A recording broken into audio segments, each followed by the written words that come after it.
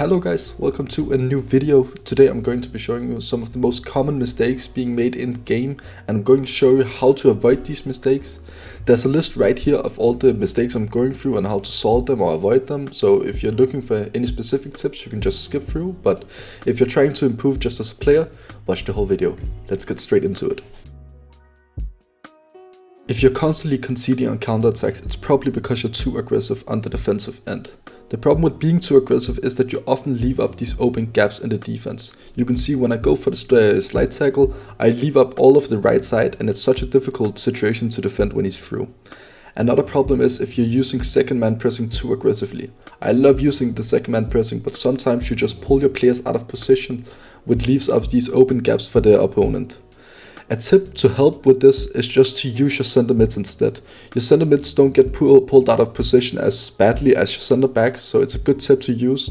Or you can just be more composed with your defenders and not get too aggressive.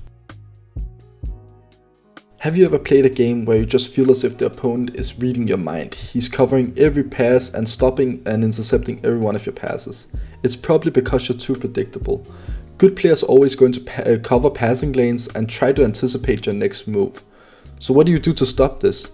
You have to become unpredictable. Good players are going to try to anticipate your passing lanes no matter what. So instead of going for the obvious pass, you just make another pass. You can see right here, and I'll show it again in slow motion. I fake going to the left and passing it to Garnacho because I see he's trying to anticipate the pass with Hullet, so I switch over to the other side. When the opponent is anticipating something, you have to do the second thing, because then he's going to start second guessing what you're doing. He tried to cover the passing lane to the left, then switched over to the right, and I played it to left, so you have to fuck with his brain and then you will get through.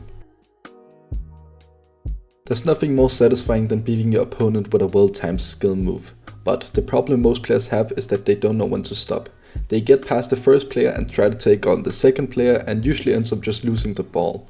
I will often do this, you can see in the next clip. I go for the skill move, get past the player, and instead of just going for the easy pass, I try to go for another skill move. The reason skill moves are so good is because they are unexpected, most likely, they're probably executed and well timed.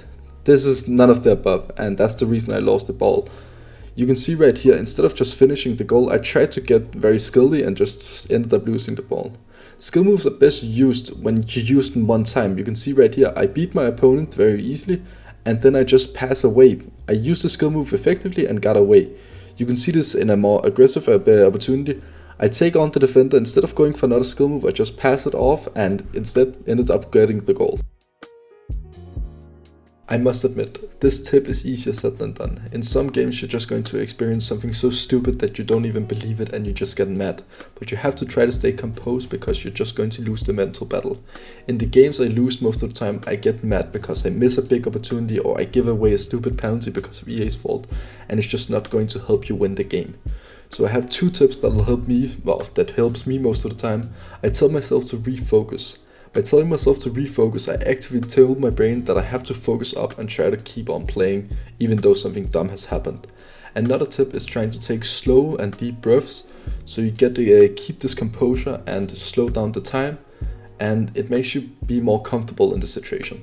Of course you're going to make mistakes in game, it's inevitable to not make mistakes, but keep on repeating these mistakes or just going to lose your games. So try to keep the tips in mind I learned you in this video.